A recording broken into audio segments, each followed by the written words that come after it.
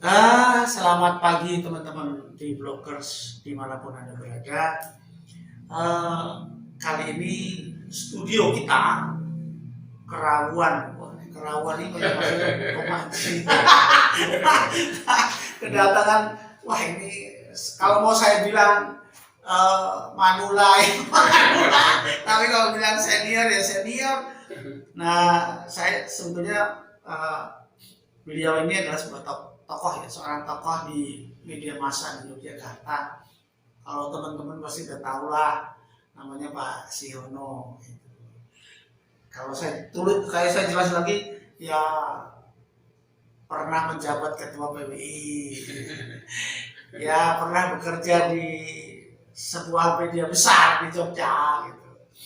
Nah sekarang tahu nggak sih bukannya Pak Siono setelah pensiun? Pensiun nggak terbang ya? Nggak ada pensiun. Nggak ada pensiun ya? Nggak ada pensiun. Nggak ada pensiun. Kalau wartawan nggak ada pensiun. Ya sekarang Pak Siono tuh aktif untuk melakukan kegiatan sosial kemasyarakatan. Dan lucunya, kadang-kadang juga bingung kita ya. Motonya apa Pak? Belajar, berkarya, berbagi. Kalau saya maunya berbagi aja nih. Kalau berbagi, menerima bagian. Bagian aja. Iya. Jadi Pak Siono ini memang tidak bisa lepas dari ideologi jurnalistiknya. Latar belakang wartawannya sangat kuat gitu. Nah sekarang itu beliau membuat sebuah organisasi atau sebuah kelompok atau sebuah program namanya apa? Sekolah Jurnalisme Desa. Sekolah Jurnalisme Desa. Bayang jurnalisme desa itu saya tanyakan. Ini yang di desa, sing diberi kemampuan jurnalistik ini sopo? Apakah petani, ataukah peternak, atau warga-warga desa yang nanti kita akan tanya lebih lanjut. Cuman sebelum kita akan memulai, saya akan memaparkan sedikit data bahwa di Yogyakarta dalam catatan BPS, ini catatan saya di BPS itu ada sekitar 438 desa. Di seluruh DIY 438 desa. Dan selama 5 tahun terakhir jumlah desanya juga tidak berkurang dan tidak bertambah. Jadi artinya tetap 438. Di Gunung Kidul aja ada 144. GK itu ada 144 desa. Tapi problemnya kok malah cukup banyak. Problem-problem masyarakat desa. Di samping problem dasar lahan pertanian yang semakin menyusut. Kalau kemarin ada sempat program kemiskinan ekstrim, kemiskinan di DIY yang sangat dikatakan tinggi. Kemudian apalagi yang masalah desa, masalah tenaga kerja, masalah perekonomian dan macam-macam. Itu kita mencoba untuk memotret apa yang dilakukan oleh Pak Siono dalam eksplorasinya di berbagai desa. Pak Siono kemana aja sih, desa-desa mana aja nih Pak sedih program ini, program desa. Jadi kenapa kami itu menyelenggarakan sekolah jurnalisme desa itu kan berdasarkan survei juga. Oh iya. Gimana surveinya Mas? Kita itu melakukan survei itu Oktober 2022 ya. Ada 3 persona yang kami soroti. Itu hasil survei itu ada data bahwa pemuda desa itu pengen bisa membuat karya jurnalistik.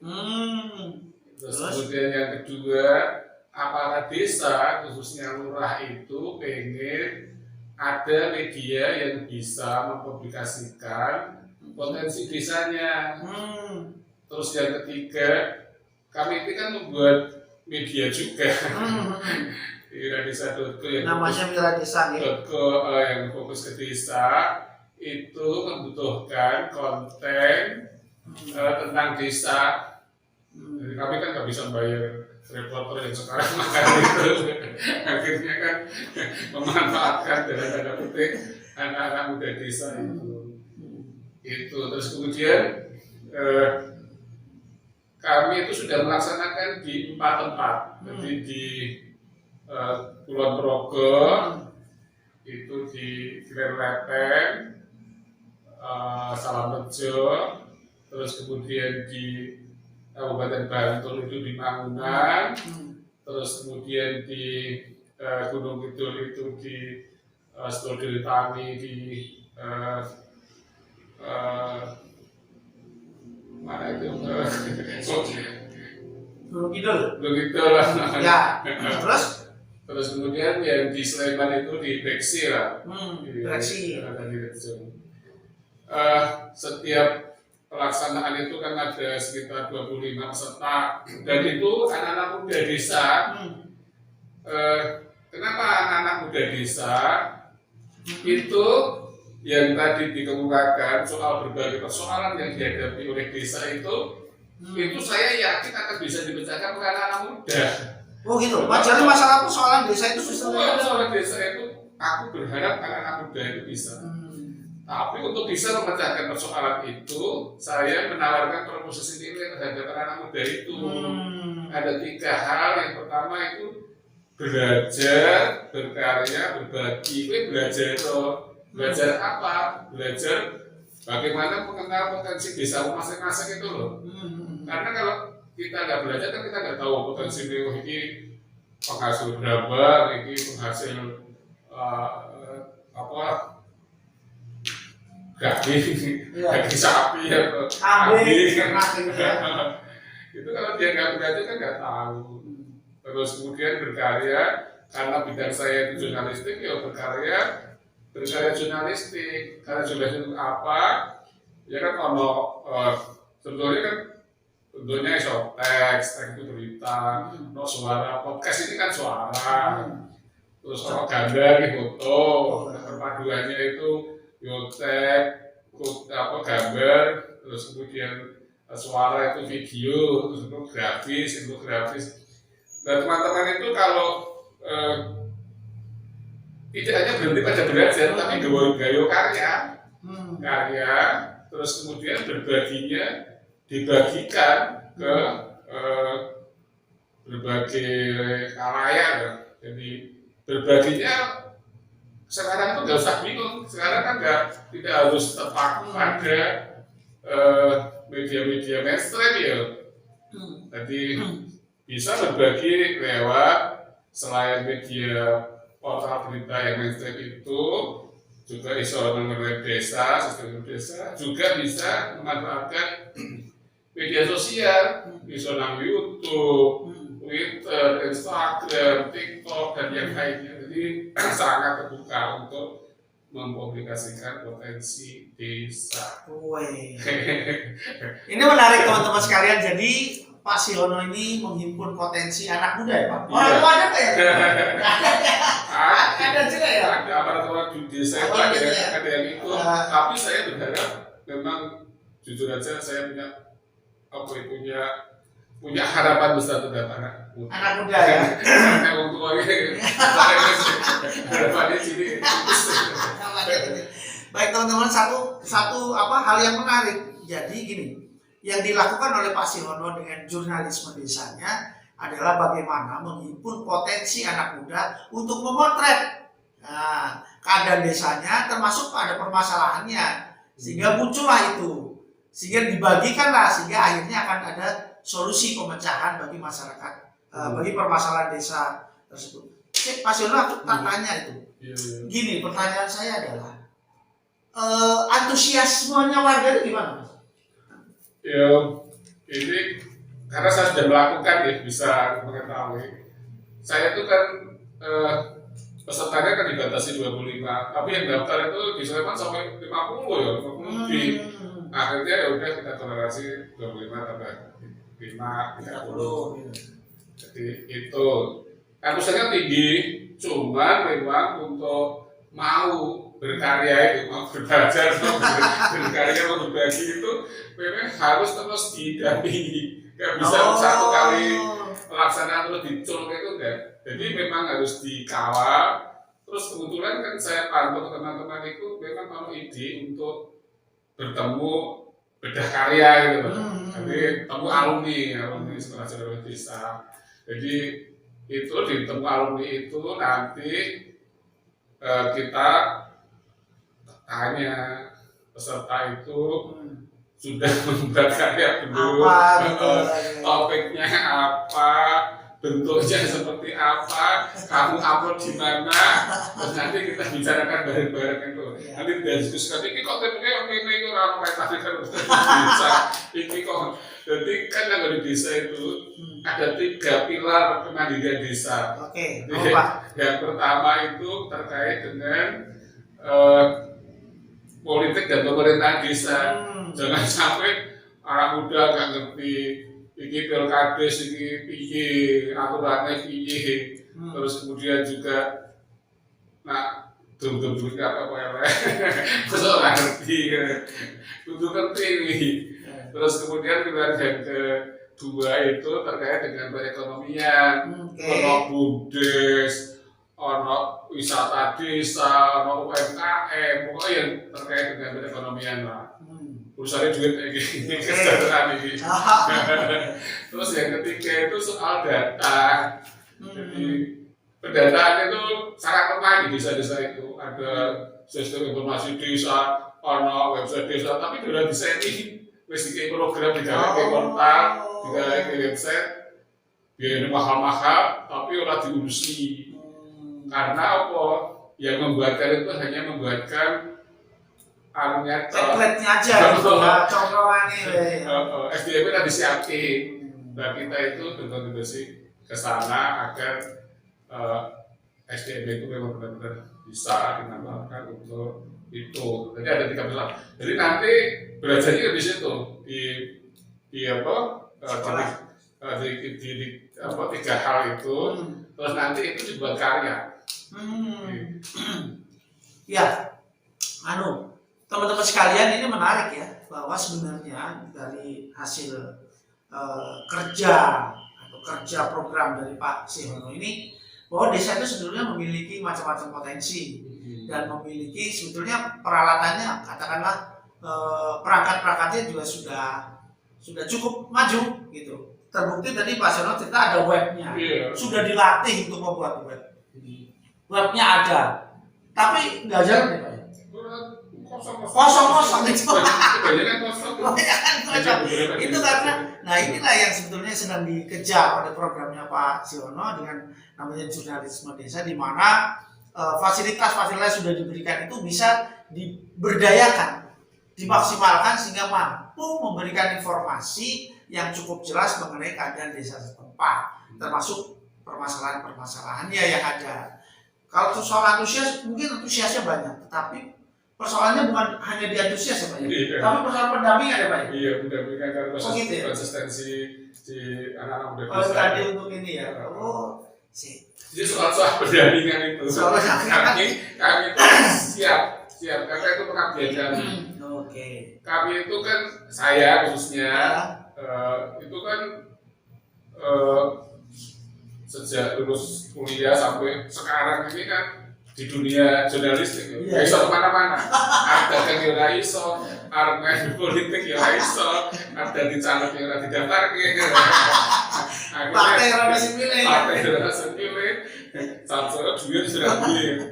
Jadi ini pengabdian. Saya itu orang desa, ingin mengabdi pada desa, ya udahlah sesuai dengan bidangnya jurnalistik aku ya. Mengabdi dengan ilmu pula dengan jurnalistik. Baik, teman-teman sekalian, sebetulnya programnya Pak Sihono lewat Gerai Desa ini sebetulnya menyiapkan tenaga-tenaga ahli jurnalistik, karena beliau konsepnya bahasa ini konsep circle-nya itu jurnalistik. Concernnya jadi menyiapkan tenaga-tenaga untuk membimbing para pemuda itu, untuk mengawal para pemuda itu dalam memberikan akses informasi yang terbuka, jelas, akurat desanya gitu. Nah ini mudah-mudahan saya ditangkap. Kalau soal biaya kelihatannya nggak masalah ya Pak, karena dana desa banyak ya. Iya, kan harusnya aparat desa itu menyediakan dana sedikit aja, nggak sebanyak-banyak untuk itu menghidupkan sistem informasi itu yang desa itu ya. Untuk mendidik anak-anak muda desanya bisa untuk membuat karya itu. Misalnya berapa orang orang gede aku nggak mau duit kan ya serah ya. Aduh, bahaya ini. Aku ini nggak terus terang itu bukan pedagang berarti gitu. Yang penting itu jalan. Jadi saya berharap nanti dimusyawarahkan di musyawarah Desa itu ada dana untuk pendidikan jurnalistik bagi anak-anak muda desanya itu. Terus sekalian dana nomenklatur seperti apa atau sosialisasi potensi desanya. Terus gue mengoptimalkan atau menghidupkan website desa atau sistem informasi desa. Jadi sistemnya tahu dana desa apa anggaran dana desa terus kan banyak itu anggaran itu. Katanya nanti di 2000 naik Pak. Mau naik lagi 2024 dua miliar per desa ya, gede ya. Namun di pendidikan ekonomi ya. Kecil. Oke. Teman-teman sekalian, saya mau tanya lagi nih. Jadi sebetulnya kalau desa ini kan goodwill ya, kemauan aja ya. Tinggal kemauan dari aparat desa ya. Terus yang kedua begini, Pak Siono, kita kan basisnya di Yogyakarta dan paling Gunung Kidul itu kan banyak tempat-tempat pariwisata.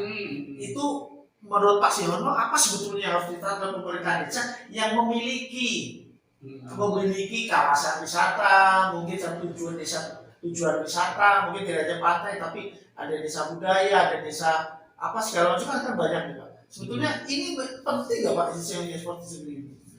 Yo penting banget tuh. Tapi berdasarkan pengamatanku, aku kan kemarin itu belum lama kan ke beberapa wisata desa yang terkenal lah populer, wisatanya banyak. Dan di balik kesuksesan wisata desa itu ada orang gila di belakangnya. Pakem dong itu.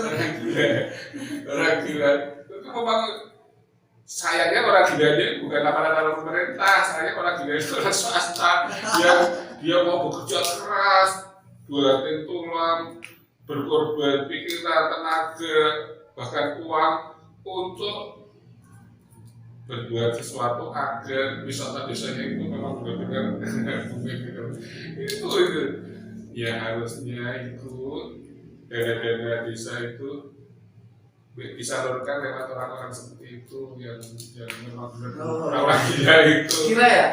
Kalau Mas Hendra setengah gila udah gila karena kan mau berbuat gitu. Gila ini istilahnya temanku itu gagasan ide langsung aksi. Oh gila itu gagasan ide langsung aksi ya? Jadi rasa daki-daki, rasa berwacana, tapi memang benar-benar beraksi. Jadi itu yang terus kemudian ini sekarang ini kan banyak bermunculan desa-desa wisata di tapi sebagian besar itu hanya mengekor dan tiru-tiru gitu loh. Oh, hanya tiru-tiru loh. Tidak berbasis pada kebutuhan masyarakat, potensi desa. Jadi aku kan kemarin ketemu salah satu bagian desa wisata yang cukup populer gitu, sering dijadikan tempat untuk studi banding studi tiru terus dibanding studi tiru nah banding kita ya dibanding studi tiru terus dia ngomong aku wis gajah kowe aja gawe gajah kowe gawe jerapah aku nek gawe gajah ya salah jadi intinya aja padha harus beda dan punya keunikan masuk. Dan sekarang yang terjadi itu, akhirnya ada bertumbangan. Sekarang bertumbangan. Kan bisa hidup ya tidak sustain itu, ya tidak sustain ya tidak berkelanjutan karena itu tidak berakal, tidak berbasis pada masyarakat atau kondisi masyarakat. Sebenarnya apa itu kan ujungnya ada sekolah dulu pemerintah. Sing apa ini munculnya sekarang, betul masih naik ya, naik, bertumbuh. Baik teman-teman sekalian, ya terasa Wih, sudah hampir 20 menit. Eh, Bukan kerasa cepet banget ya. Nek ora cukup ngundang Kita, beres. Jadi nanti kita diskusi panjang lagi. pemuda desa kumpul undang kita berdua untuk datang Oke. dengan dana desa. Boleh. Siap. Oh, kok aku siap? So, aku bukan Pak Lurah. Baik teman-teman di blogger, sebetulnya walaupun DIY banyak desa-desa wisata berkembang, tumbuh gitu ya, tapi ternyata menyimpan permasalahan yang cukup signifikan. Sehingga banyak pula desa-desa wisata yang bertumbangan. Dari pengamatan Pak Sihono yang berkeliling dari desa ke desa. Dia programnya apa ya Pak? Dari desa ke desa. Nah, program Pak Sihono ini menarik, yaitu bagaimana memberdayakan masyarakat desa melalui kekuatan jurnalistik atau jurnalisme desa yang nanti akan memberikan informasi, data tentang permasalahan sehingga berbagai halnya bisa terselesaikan. Menarik teman-teman sekalian, masih banyak yang bisa kita gali sebetulnya, tapi karena nggak terasa ya, sudah 20 menit udah. Demikian teman-teman, nanti kita ketemu lagi di sesi acara ngobrol lah dengan kita belum ngomong soal politik loh. Nanti. Politik desa. Wah, Politik desa itu salah satu pintarnya demokrasi desa itu. Oh, politik desa itu. Ada money politik desa. Di desa ada money politik ya? Mana ya? Gede banget. Wah, gede banget money politik. Wah, mau 2024 teman-teman desa siap-siap akan ada money politik. Oh, money politik dalam tanda petik. Terima kasih, sampai ketemu lagi. Salam